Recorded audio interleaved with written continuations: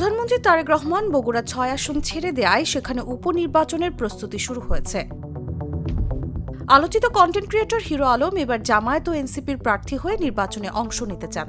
তিনি বলেন, বগুড়া ৬ তার বাড়ি, তাই এলাকা ও মানুষের জন্য কাজ করতে চান তিনি। দলের মাধ্যমে মনোনয়ন না পেলেও স্বতন্ত্র প্রার্থী হিসেবে নির্বাচনে লড়বেন বলেও জানান হিরো আলম। ২০২৩ সালের উপনির্বাচনে হিরো আলম জামানত হারিয়েছিলেন। তখন তিনি ৫,২৭৪ ভোট পেয়ে নির্বাচনে অংশগ্রহণ করেছিলেন। রাজনৈতিক অঙ্গনে ভিন্নধর্মী উপস্থিতি ও জনপ্রিয়তার কারণে তার নাম ইতোমধ্যেই আলোচনায়। এখন প্রশ্ন হল, হিরো আলম রাজনৈতিক দলগুলোর কাছ থেকে মনোনয়ন পেয়ে লড়বেন নাকি স্বতন্ত্র লড়বেন? জানতে হলে আমাদের অপেক্ষা করতে হবে আরও কিছুদিন। নিউজ ডেস্ক, জাগো নিউজ।